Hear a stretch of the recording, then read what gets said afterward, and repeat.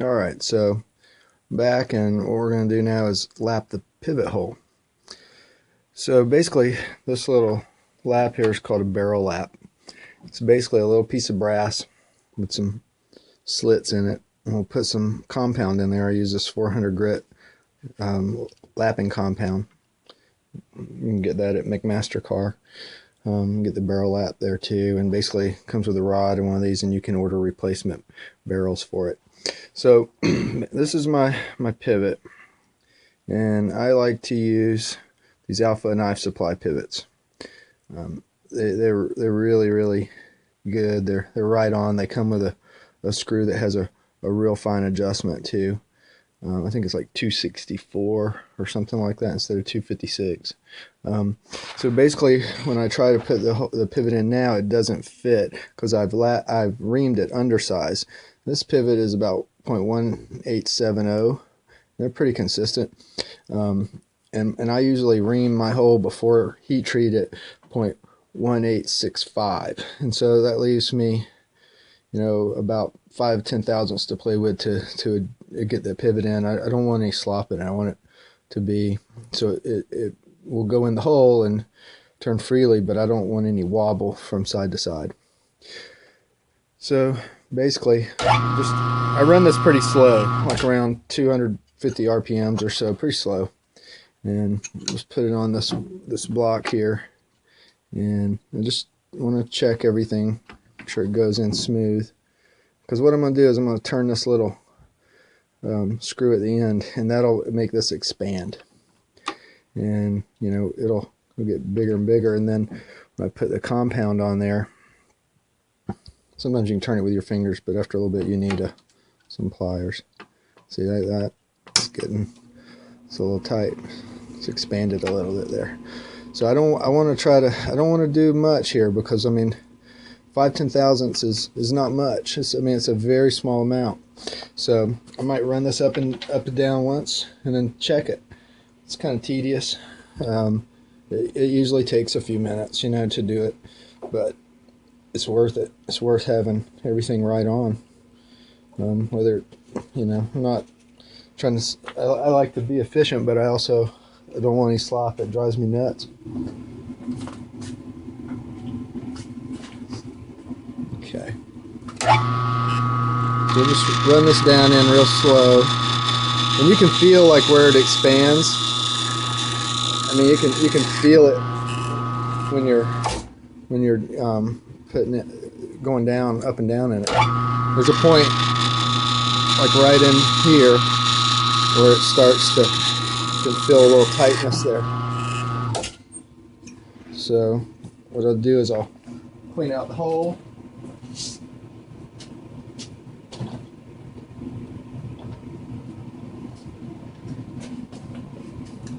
See if it fits. And it's getting close. It's not there yet though. So, and then I'll tighten this maybe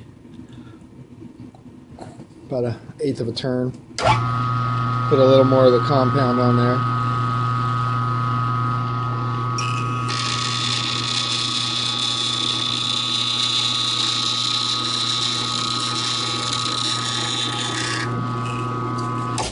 Okay.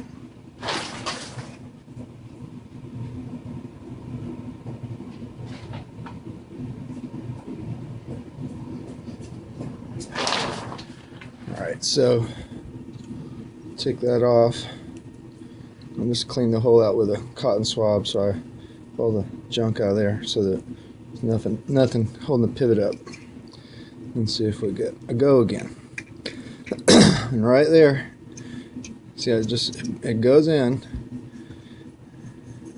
and it spins, and then there's no side to side there, no side to side play at all. Sorry about the blur, but so that's what I want. Barely be able to get the pivot in. The pivot is not as hard as the blade is, so there's over time there'll be a slight bit of wear, and there's always kind of a little break in on a blade, but that spins fine. You know, I mean, there's going to be a little bit of drag there, but as that starts to wear, I mean, it doesn't take much time to open and close that before it's going to be real smooth, and no side to side, no wobble.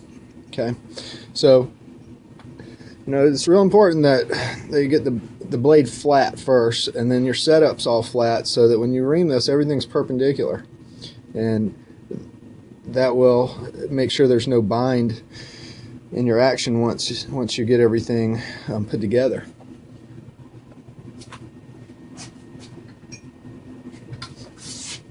Now, to do the same thing, or I do the same thing. You don't have to, I guess, but I do the same thing with the frame too. I don't want any slop in my system. It's just, I think there's some things, it may not have to be that way. There may not be any real science behind some of these things that the way I do it. I think there is, but sometimes there may not be, and some of it can be just superstition. Just like, I do it that way and it worked out good, so I'm gonna keep doing it that way. So what I'll do first, I'll make sure that it doesn't fit already, and it doesn't. Same thing on this other side. Check and see, and no, it doesn't fit. So what we'll do is we'll do the same thing here. The titanium, though, it wears these laps out fairly quick. I might be able to get three or four frames and blades before it really kind of wears one of the barrels out. So there's always going to be this high spot where when you adjust that screw, it makes it wear the barrel out there. So same thing, still won't fit. Put a little bit more compound on there. Stop it for a second and adjust the screw a hair. You got to go slow too with the titanium, because it kind of wants to catch, and you can hear it kind of squeal in there as it's lapping away that material. We'll stop again, clean that hole out with the cotton swab again. We'll put that, see if it goes through. It's almost there. Okay, so we'll give it another little turn. Right there. A little more compound on there.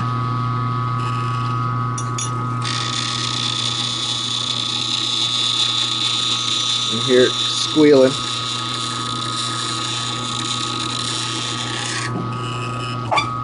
Luckily, because we've already countersunk this hole, it's not a real thick amount of titanium that we have to go through. But on my other frames, for the large Hokkaido, that's 160. Yeah, it's a little bit more work. It takes a little longer. So we'll turn this a little more. Okay, good.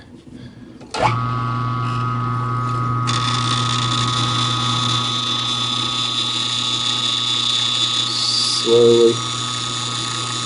I can feel it kind of wanting to catch a little.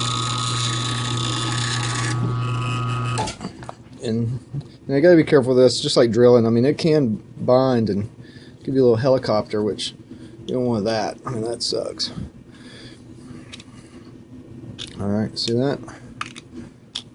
That's pretty tight. And you can see I just did that a couple times and it starts to loosen up.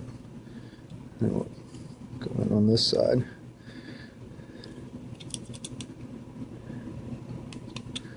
There we go.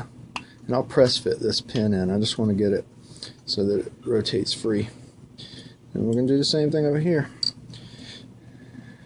A little bit more. Almost done.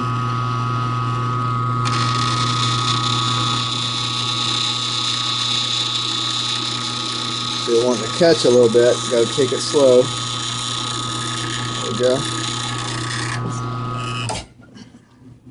I don't know that everybody laps the holes on their frames. I think a lot of people just ream it, and it'll probably be fine.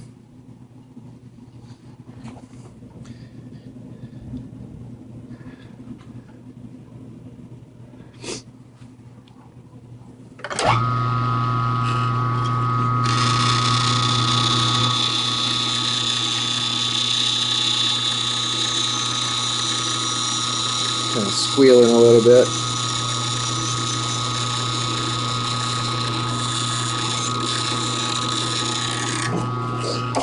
Okay.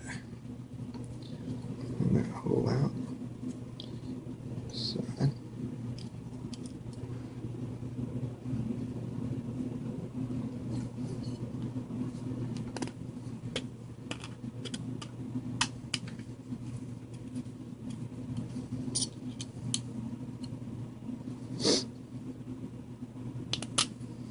And that's the lock side, and it will go down in there, and it goes in there nice.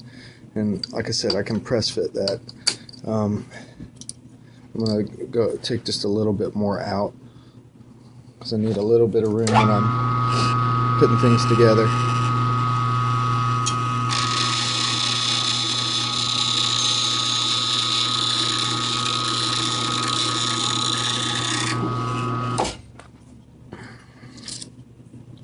Okay.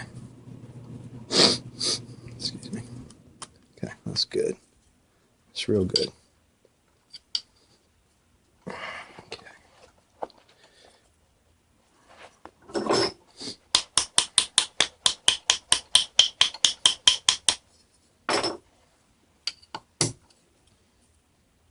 Just make sure, yeah. That's good. We'll go back and check this one again.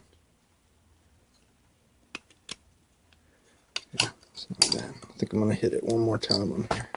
It's a little tight. If it's too tight, it's a real pain to put together.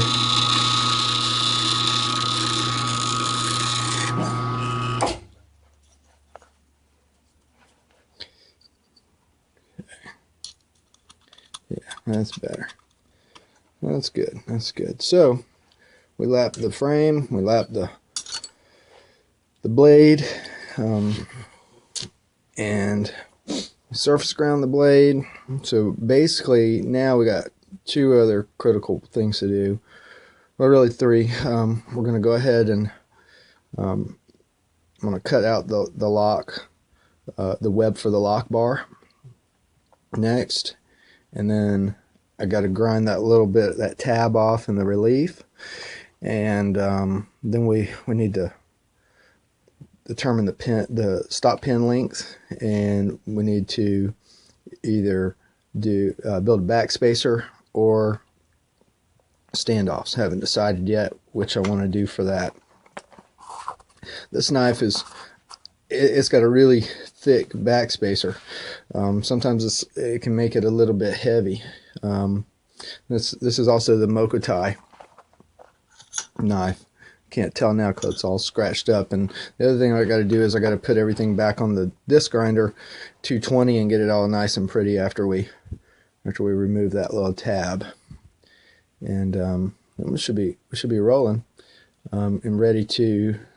And then we'll be ready to do detents and grind locks. So I know this one's kind of long, but thanks for following along. I appreciate it.